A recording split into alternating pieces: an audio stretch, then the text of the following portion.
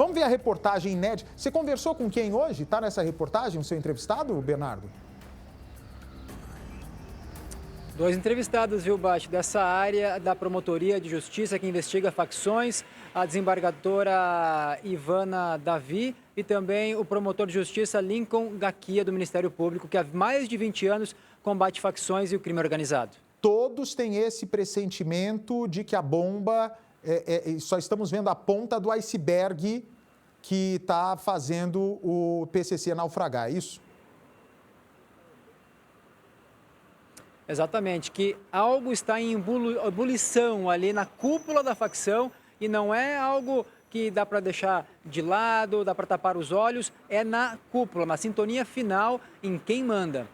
E isso faz com que a gente entenda essas guerras cada vez mais intensas no Nordeste, do PCC com as facções locais, a guerra do PCC com o Comando Vermelho e um monte de ação desastrada do PCC ao matar policiais aqui em São Paulo. Porque a liderança do passado, desde que teve aquele problema dos ataques a policiais, se tocou que mexer ali com o policial é uma furada. É um prejuízo gigante. A polícia acampa na comunidade, o prejuízo é total. Só que os novatos, sabendo ou não sabendo quem manda de verdade hoje no PCC, estão fazendo o que querem e o resultado é essa baderna que a gente está vendo no litoral de São Paulo. Vamos acompanhar. Em 30 anos da maior facção criminosa do país, um racha histórico envolvendo a cúpula dos bandidos mais perigosos do Brasil.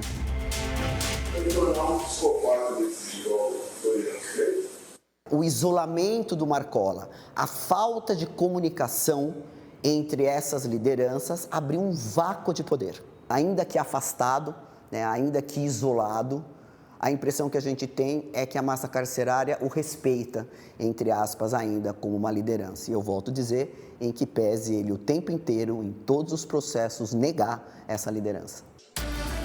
Um diálogo entre Marco Williams Erbas Camacho, o Marcola, chefão do PCC, com policiais penais, teria despertado em Roberto Soriano, o Tiriça, o número 2 na hierarquia da facção, o desejo de trocar as lideranças do partido. Mas não só mudar, Tiriça teria dado ordens para a execução de Marcola. O Marcola tem uma ascendência sobre os outros 7? Senhor, tudo isso é um misticismo que geram em torno dele. Tudo isso é uma situação completamente fantasiosa que geram isso daí. Porque ele não era o meu líder. Quem era? Tinha alguma liderança? A minha liderança era o crime.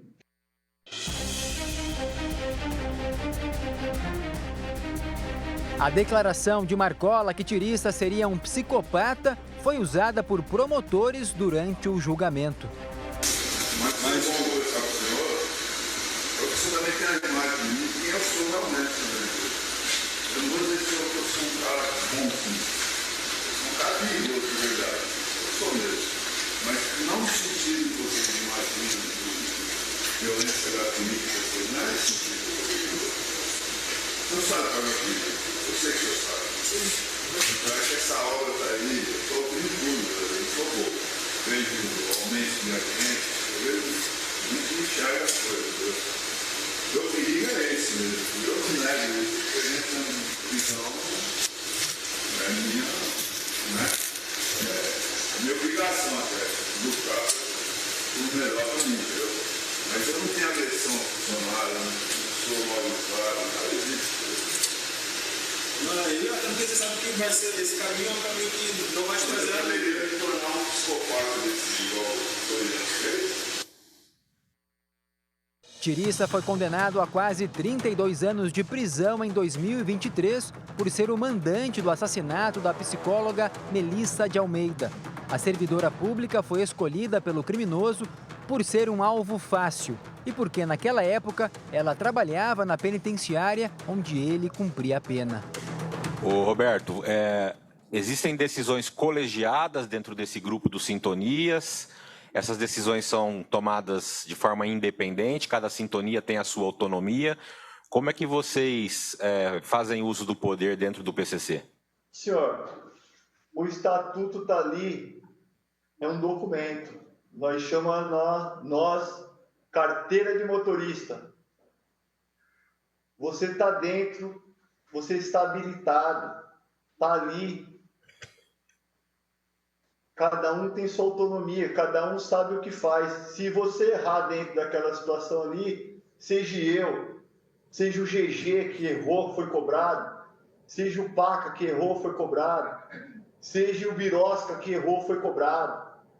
Se eu errar, eu também vou ser cobrado. Eu não sou impune a erro, não. Se eu errar, eu sou cobrado e perco minha vida também.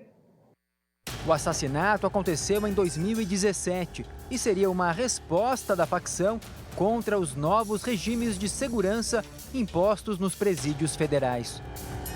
Eu não estou desanimado, se você não percebeu isso. Eu não estou, não. Eu sei que não, amor. Você acha que eu estou desanimado? Eu estou com cara desanimado? Pode ter muralha, pode ter tanque de guerra, pode ter ponto 50, pode ter mas eu estou com cara desanimado? Estou com cara derrotado? Então, quer dizer, eu estou vivo. Você falou para mim, vive. Eu não queria mais viver. Vive por mim. Momento, no primeiro ano. Porque eu sabia que ia passar por tudo isso, entendeu? Então, eu não queria mais viver. Mas você chegou em mim e falou, e aí? Vive. Tem que viver. Tem os nossos filhos. Então, eu estou vivendo, entendeu? Meu? E eu vivendo, eu sou eu, entendeu? Eu não deixo de ser eu. Os presos da facção consideravam que estavam sendo prejudicados e sofrendo opressão do Estado. Na época, muitos detentos deixaram de ter a visita íntima e também tiveram o direito de ver os advogados suspenso. Com a intenção de dar uma resposta, Tiriça ordenou a morte de Melissa. Já havia uma insatisfação muito grande de parte da cúpula com o Marcola, desde o assassinato de um criminoso também importante aqui, que era o Edilson Borges Nogueira, conhecido pela alcunha de Birosca. O Birosca também foi integrante da cúpula do PCC e ele foi assassinado em 2017, aqui na Penitenciária 2, em dezembro de 2017, justamente porque ele havia comentado com outros detentos que um promotor de justiça, um colega, teria escrito um livro e nesse livro teria denunciado que o Marcola, através da sua primeira esposa, que era advogada, seria informante da polícia. E isso é um fato muito grave, para o PCC e para os criminosos, e que isso deveria ser averiguado. Então, por esse motivo, por ele ter feito esse comentário, ele foi assassinado. A ação contra a psicóloga não teria agradado o chefão, Marcola. O lema com ele é ganhar dinheiro, não tirar vida. Posicionamento totalmente oposto ao aliado Tiriça. Alguma vez você já viu perder? Não, o meu medo não é esse. O meu medo é eles matar você. Mas você já viu perder? Não. Que... eu fico preocupada com a sua vida, né? Mas eu fico preocupada, né? Esses caras foram todos meus filhos. Mas estão por trás de você fazendo falsidade. Não tá não, porque eles também não têm condição de fazer nada. Então tá bom. É só isso, tá bom. Se você não corre risco, tá bom. Não corro. Tá bom. Tô falando sério, porque de alguma forma eu tenho como saber as coisas. Tá. Isso tudo é tudo mentira. Tá. Numa conversa, quando estava em Porto Velho, o Marcola teria dito que não seria um líder tão violento, embora já tenha usado de violência, e que ele não seria um psicopata, em outros termos aí, como o Roberto Soriano, deixando bem claro, dando a entender que o Roberto Soriano seria o mandante de algumas mortes, inclusive dessa psicóloga do Sistema Penitenciário Federal no Paraná. Isso foi utilizado pelo Ministério Público Federal no júri e teria sido também, obviamente, junto com outras provas, um dos elementos importantes para a condenação do Roberto Soriano. Então, houve uma revolta muito grande por parte dele, dos seus defensores, dos seus familiares, porque, de certa maneira, o Marcola teria traído o Soriano. Já não concordando com Marcola e irritado com o comentário de que ele seria um psicopata, Tiriça se uniu a outros 2 integrantes da facção e juntos eles teriam ordenado a expulsão de ninguém menos do que o chefão. Os aliados seriam Abel, o Vida Louca, e Wanderson, o Andinho. Ele teria se unido a outras lideranças também detidas para tentar derrubar o Marcola e talvez um passo além. Esse derrubar seria ordenar a morte do Marcola? O que se tem nas investigações, e o Ministério Público tem atuado diretamente através do GAECO, né, é que nessa situação, né, Tiriça elege ou vende a ideia de que Marcola foi um traidor, né, já que ele teria, né, colocado uma pecha em Tiriça, como ele sendo um preso louco, sem controle, né, e ele é tido como isso, e Tiriça ainda teria chamado para o lado dele outros presos, entre eles Andinho, um preso que nós atuamos, né, dentro da sua vida criminosa. Ele era um preso conhecido por extorsão mediante sequestro na região de Campinas. Andinho foi um dos primeiros presos com que foi apreendido aqui no estado de São Paulo uma .50. O nome de Marcola teria sido levado para o que os criminosos chamam de debate, e os integrantes que queriam sua morte oficializaram um salve geral. A cúpula teria analisado a fala de Marcola sobre Tiriça e concluiu que o número 1 do PCC não fez nada de errado. Pelas informações que chegaram até nós, a ordem era um decreto. Quando eles falam foi decretado e excluído, ele seria expulso da facção, né, e seria decretado, ou seja, não quer dizer que ele seria morto aí, até porque está no sistema penitenciário federal e muito dificilmente, pelas condições de cumprimento de pena nessa unidade, ele poderia ser assassinado.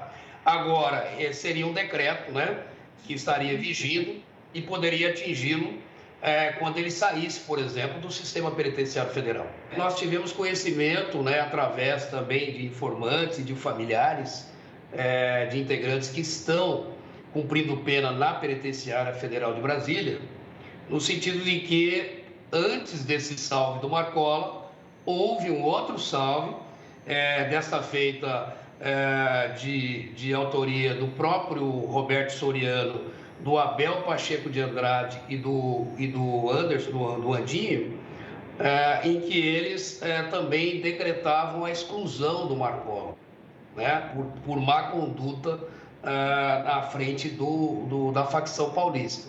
Então, isso evidencia, sem sombra de dúvidas, um racha que está ocorrendo dentro da sintonia final, né, da liderança, da cúpula do PCC. Tudo isso chega ao Marcola, e Marcola, com a sua inteligência que faz a diferença dele, inverte essa situação. Ele, tido, né, por Tiriça, Andinho e outros presos como traidor, inverte a situação e coloca Tiriça, Andinho e outros presos como ele sim traidor da facção. E Tiriça é expulso do PCC. Marcola reassume o posto que ele nunca perdeu, que é, né, de chefe, em que pese ele negar isso o tempo inteiro, que é de líder da facção criminosa, e Tiriça passa a ser o seu inimigo. A briga interna do PCC seria o resultado bem-sucedido da transferência da cúpula da facção para presídios federais, com isolamento, quebra da comunicação e muita incerteza. O Marcola é o que dá essa estrutura que vige até hoje, né? Onde tem um lucro aí de 2,5 bilhões de reais ano. É uma hierarquia que qualquer um pode chegar. Os irmãos têm que aceitar e tem que ter uma indicação. Olha o Birosca era uma sintonia final. O Birosca, na verdade, o Birosca ele era meu afilhado. O Birosca não era do PCC, eu batizei o Birosca. O Birosca era meu parceiro da rua, de asfalto também. Só que ele foi tendo os problemas, ele foi convidado para a sintonia, todo mundo aceitou, ele passou a fazer parte. Só que também quando foi para tirar, todo mundo optou por tirar.